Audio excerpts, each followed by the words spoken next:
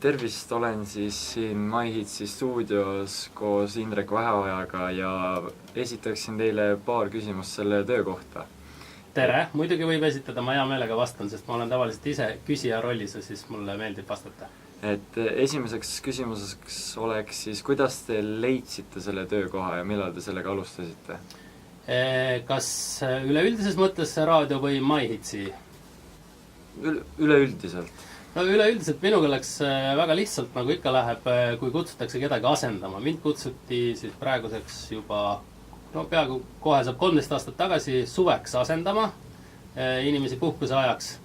Ja kõigepealt 8 kuuks ja nüüd ma olen siis 13 aastat raadios töötanud. Aha, seegi. Et kõige kindlam moodus, kuidas raadiosse tööle saada, on minna kellegi asendajaks puhkuse ajaks, et siis võid olla kindel, et siis jääb kauemaks. Okei, siis teine küsimus, mis mind väga huvitab, et mis haridus teil peab olema, et sellist tööd teha?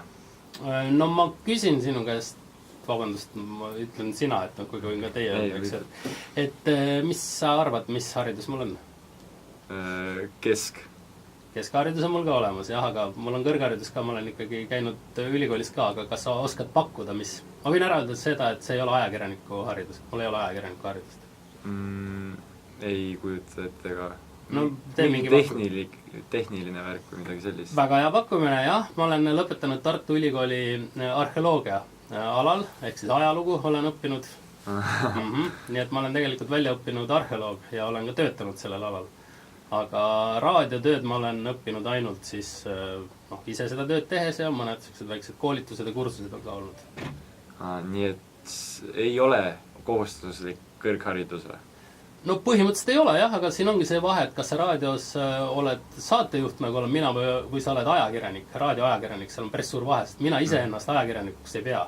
Ja ma olen küll olude sunnil olnud ajakirjaniku rollis paar korda ja olen sunnitud tegema seda tööd, või mitte sunnitud, ma olen ikka ise tahtnud seda teha, aga ma ei pea ennast ajakirjanik üldse. Ja kui sa oled saatejuht, siis pigem ei ole väga vahet, oluline, et sul on lai silmaring, see on kõige tähtsam.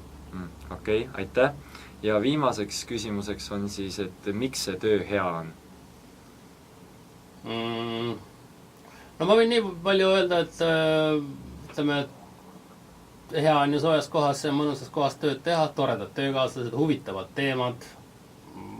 Mulle nagu meeldib ja hommikutööd tehes on veel see asi, et ma küll ärkan väga vara ja lähen kõigest varem tööle, aga ma saan ka sellel ajal, kui teil on koolis, ma ei tea, teine tund alles, mina lähen juba koju ja mul on päev läbi. Mis kell on vara? Mis kell ma ärkan? No 5. Ma ärkan, kuna ma elan siin suhteliselt lähedal, siis ma ärkan kell 5 ja ütleme 6 meil hakkab eeter. Igal argipäeva hommikul. Aga kell 10 on mul saade saab läbi, siis on väike ettevalmistus, kui on veel mõned intervjuud ja nii edasi, aga ütleme hiljemalt 11, 12 mul on ikkagi, olen siit majast kindlasti juba läinud.